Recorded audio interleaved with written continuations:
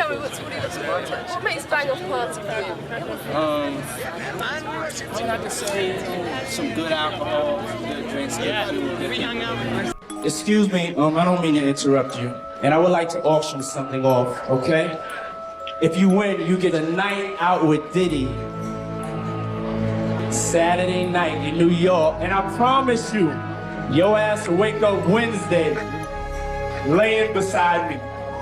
Breaking news tonight, Sean Diddy Combs has been arrested in a Manhattan hotel. When Sean Diddy Combs was arrested by the Department of Homeland Security, no one gasped, they just nodded.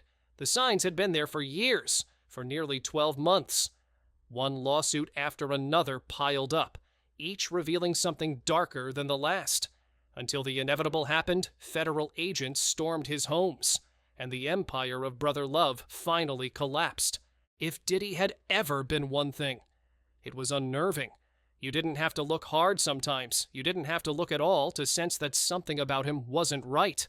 There were the strange mentorships with teenage Justin Bieber and Usher. Justin, you ever seen the movie 48 Hours? Right now, he's... Don't hit me no more, let's go. Kick in the door, waving the 4-4. The long, uncomfortable rumors surrounding Biggie and Tupac's deaths. The obsession with control, attention, and chaos that seemed to follow him everywhere. And then there were the things people still whisper about, too disturbing to say out loud. For years, Diddy sold the world of fantasy the self-made mogul, the businessman, the beacon of black excellence.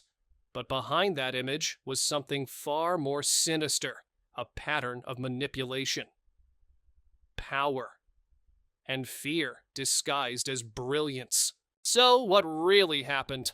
How did one of music's most powerful figures, a man who claimed to preach love and success, become the center of one of the darkest scandals in entertainment history? Sean Combs was born in Harlem in 1969, a neighborhood pulsing with rhythm but shadowed by poverty and crime. His father, Melvin, was killed when Sean was just 3 years old, a death his mother at first described as a car accident.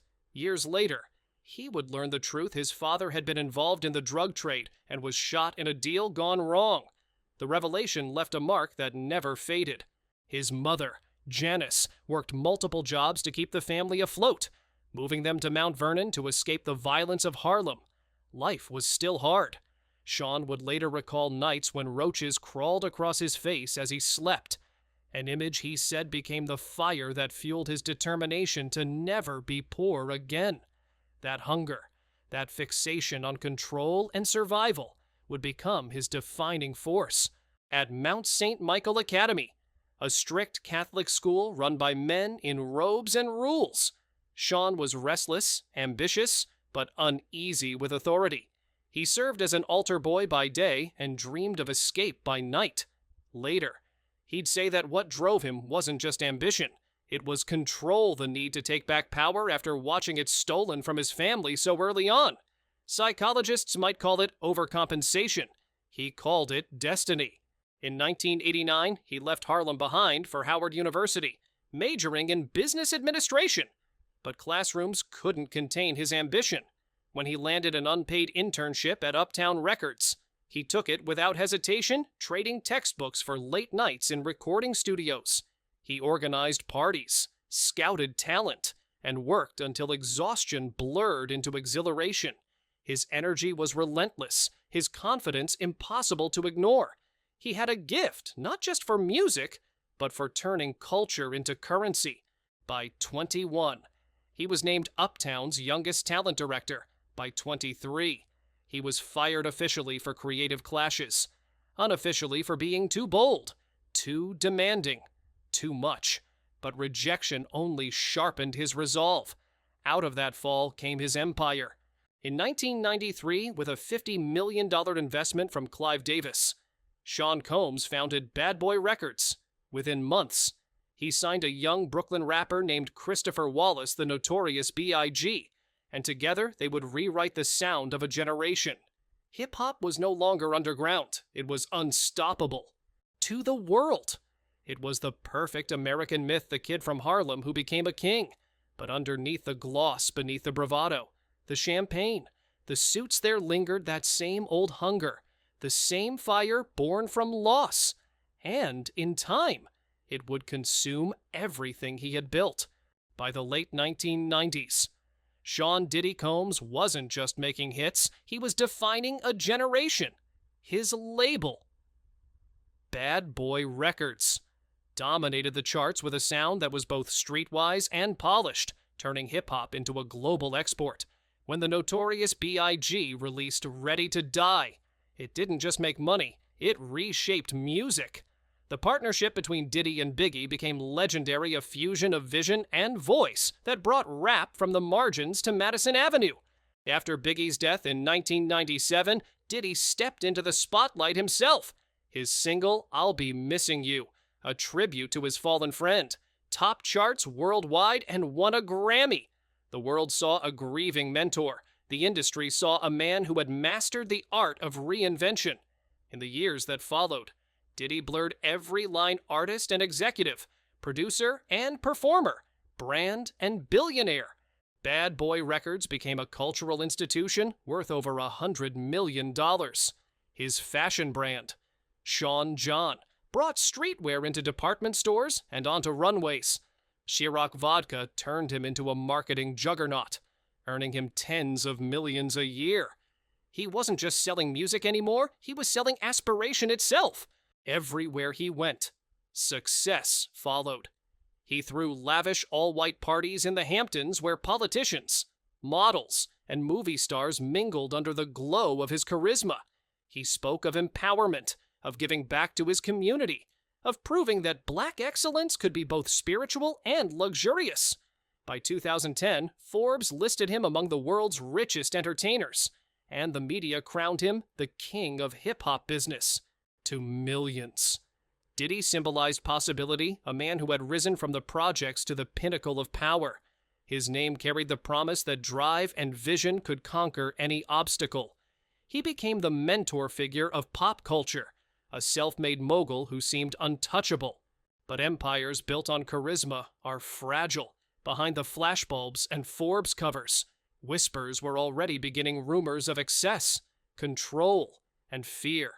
The same energy that had once built his kingdom was starting to show its cracks. And in the glow of his golden era, few noticed that the seeds of his downfall had already been planted. Success had given Sean Diddy Combs everything he once dreamed of: wealth, loyalty, reverence. But it also gave him something far more dangerous: the illusion of invincibility. Behind the gleaming smile of Big Brother Puff, the man who preached family and uplift, there was another face one few dared to speak aloud. The charm that drew people in could, in an instant, turn into something colder. Those who knew him best often described two Diddys: the visionary who inspired, and the tyrant who ruled through fear. In public, he was magnetic, a mentor, a motivator, the life of every room. But behind closed doors, that charisma could curdle. Assistants spoke of walking on eggshells, never sure which version of him they'd encounter. He could make you feel like the most important person in the world, one former employee recalled, and then destroy you the next minute just to remind you who was in charge. Studio sessions became tests of loyalty. Parties felt like rituals of control. Even his generosity, some said, came with invisible strings attached. Former colleagues at Uptown Records remembered the volatility, the shouting fits, the humiliation of subordinates, the icy silence that followed when he didn't get his way. In an industry known for egos, he stood apart, restless, consuming, always watching. "You didn't work for Puff," one producer said. "You survived Puff." The 1991 charity basketball game was the first public glimpse of that darkness. What began as a feel-good event ended in tragedy when overcrowding caused a deadly stampede. 9 lives were lost. Witnesses claimed Diddy vanished from the scene, leaving others to face the chaos. Later, he reframed the story not as a failure, but as a lesson in perseverance. To many, it sounded like spin. To those who knew him, it sounded familiar. He'd always believed that narrative, not truth, was the real source of power. Artists under Bad Boy learned that lesson the hard way.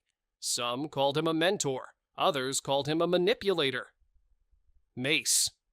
Faith Evans. And others later spoke of contracts that felt less like opportunities and more like traps. He was brilliant. One insider said, but he didn't want stars, he wanted satellites.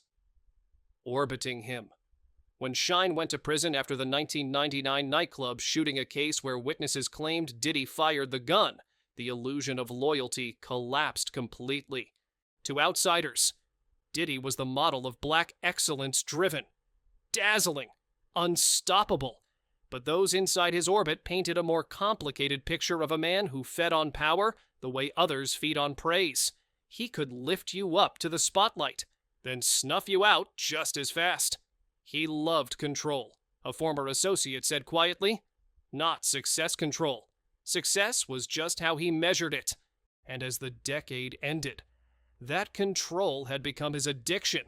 To the cameras, he was still Big Brother Puff mentor, mogul, messiah, but behind the glass doors of his empire, fear had become the unspoken currency. The empire was thriving. The man behind it was beginning to crack. For years. The rumors surrounding Sean Diddy Combs lived in the shadows, murmured in studios, whispered at parties, brushed aside as jealousy or tabloid fiction. But by the end of 2023, those whispers erupted into headlines that could no longer be ignored. The empire that once projected power and polish began to fracture not behind closed doors this time, but in full view of the world. The reckoning began in November 2023. Cassie Ventura, his former partner and one-time protege, filed a lawsuit accusing Combs of a decade of sexual abuse, coercion, and violent control. The allegations were explosive beatings, trafficking, manipulation, within 24 hours. The case was quietly settled for $20 million, but the speed of the settlement spoke louder than any denial. The illusion cracked. For the first time, the image of brother love, the benevolent mogul preaching empowerment, collided with the portrait of a man who used wealth, fear, and surveillance to dominate everyone around him. In the weeks that followed, the silence broke wide open. Former employees, bodyguards, and artists began to speak, some on record, others through lawsuits describing a world that had long existed behind mansion gates' secret rooms, confiscated phones, coerced acts, and cameras hidden where privacy should have lived. The accounts were disturbingly consistent. Diddy wasn't just accused of violence, he was accused of creating an ecosystem of control, a world where submission was the price of belonging. By early 2024, the story had grown too large for the entertainment pages. Federal investigators launched a sweeping probe into Combs' empire. In March, Homeland Security agents raided his Los Angeles and Miami estates, once symbols of excess, now reduced to crime scenes under floodlights. Reports described agents seizing computers, firearms, and hard drives allegedly filled with recordings of encounters, images of Diddy's homes, once backdrops for magazine spreads and music videos, now circulated with yellow tape and flashing sirens. The optics were brutal, the fall of a man who had once seemed untouchable. Witnesses described drug-fueled freak-off parties, gatherings where cameras rolled, boundaries dissolved, and participants were allegedly coerced under the influence of money, fear, and drugs. Several accounts mentioned the same unsettling detail. Baby oil, used not in innocence, but as part of a ritual of control. A signature in the pattern of degradation that prosecutors argued was central to Combs' behavior. The media descended instantly. News networks framed the raids as the end of an era on social platforms. The tone shifted overnight from admiration to disgust. Clips of his past interviews, where he joked about control and energy, resurfaced with chilling new context. Even longtime allies distanced themselves.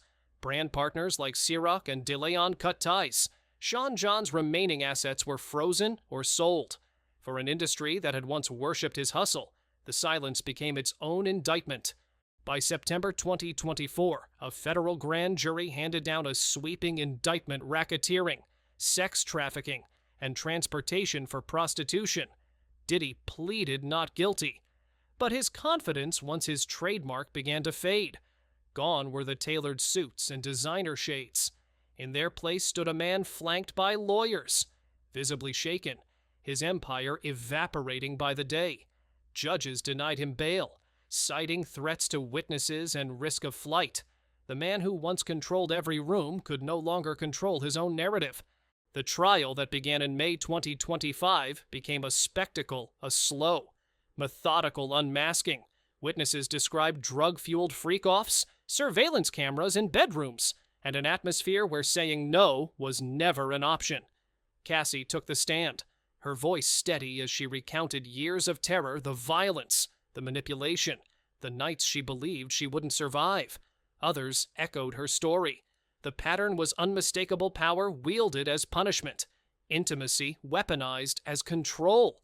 When the verdict came in July 2025, it was both shocking and unsurprising. Diddy was acquitted of the most severe racketeering and trafficking charges, but convicted on 2 counts of transporting individuals across state lines for prostitution violations of the Mann Act. The sentence, 50 months in federal prison and a $500,000 fine, was modest compared to the scale of the allegations, yet monumental in symbolism. For the first time, the man who once ruled hip-hop like a monarch was held criminally accountable. The aftermath was swift and absolute. Endorsements dissolved overnight. His liquor and fashion ventures imploded. Bad Boy Records, once a cultural juggernaut, went silent, its artists scattering as if fleeing a sinking ship. The same media that had once called him a genius now dissected his downfall in real time. Every headline, every podcast, every documentary trailer seemed to carry the same tone. How did this go on for so long?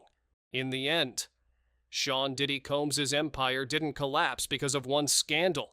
It collapsed because of years of unchecked power, fueled by charm, fear, and impunity. His story became a mirror reflecting the industry's complicity, the way fame blinds, wealth silences, and charisma excuses. What destroyed him wasn't just what he did, but what he believed that power could rewrite morality. That control was the same as greatness. By October 2025, as he was led from a federal courtroom to begin his sentence, the cameras that once adored him captured something else, not a mogul, but a man undone by his own mythology. The empire of brother love had fallen. And the world, at last, was watching. By the time the jury returned, the courtroom felt like a pressure chamber. 7 weeks of testimony graphic, chaotic, and deeply unsettling had built toward this moment. Reporters filled every seat. Federal marshals lined the walls. When the 4-person rose, the air seemed to thin. Sean Combs sat motionless at the defense table, eyes fixed forward, jaw tight. As the clerk read the verdicts, not guilty on racketeering, not guilty on sex trafficking, guilty on 2 counts of interstate prostitution, he didn't flinch. But those who knew him said the stillness wasn't composure. It was disbelief. For a man who had built his identity on control, this was the first time control was truly gone. The courtroom divided instantly. The defense team exchanged muted nods, a partial victory, but one shadowed by the stain of conviction. Prosecutors, expressionless, began packing their files, their faces betraying neither satisfaction nor defeat. Judge Evelyn Karp's voice broke the silence. "Mr. Combs, the jury has spoken. You stand convicted of serious offenses. The court will now proceed to sentencing." In that moment, the mythology surrounding Diddy the mogul, the mentor, the self-made icon dissolved into the language of federal law. He was no longer brother love. He was the defendant. The sentencing hearing 3 months later carried none of the spectacle of the trial. The cameras were gone. Only the press pool remained. Prosecutors pressed for a maximum term, citing a sustained pattern of coercion and concealment. The defense countered with pleas for leniency, portraying Combs as a man broken by public humiliation. When the judge pronounced 50 months in federal custody, the courtroom stayed eerily silent. No applause, no gasps, just the sound of a gavel marking the end of an era. Combs's mother wept quietly in the gallery. Cassie Ventura, seated several rows back, stared straight ahead, her expression unreadable. As marshals approached to escort him out, Combs turned once toward the spectators, a fleeting, almost defiant glance before disappearing through the side door. Reporters rushed to file their stories. Outside, the courthouse plaza filled with cameras. But inside, what lingered was not noise, but finality.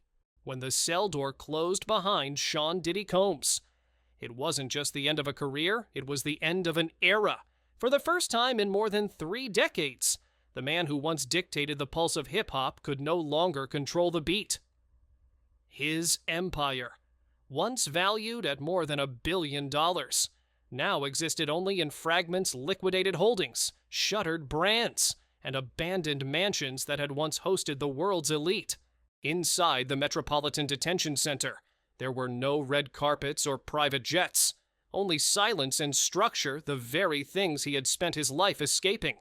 The irony was impossible to ignore. Diddy had built his empire on the promise of freedom, yet it was freedom that his choices ultimately cost him. In the industry he once dominated, the ripple effects were immediate.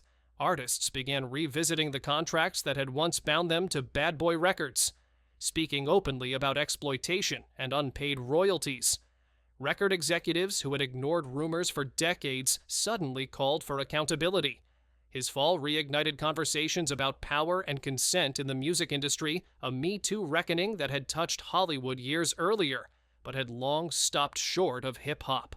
Now, it could no longer be ignored. For younger artists, Diddy's downfall became both a warning and wake-up call. His story revealed the danger of mistaking success for virtue, of believing that influence erases consequence. The same charisma that once inspired millions had become a mask for manipulation. The empire he claimed to have built for his community ended up betraying it, a mirror held up to an industry that rewards excess and punishes vulnerability. Yet, even amid condemnation, a more complicated question lingers: what becomes of the art? The songs he produced, the artists he launched, the cultural bridges he built, they remain part of the soundtrack of a generation. But history rarely separates creation from creator for long. Over time, those achievements will likely live in the shadow of his crimes, reminders of both brilliance and abuse intertwined. The lesson his story leaves behind is as old as fame itself: power, when left unchecked, corrodes the very ideals it claims to protect.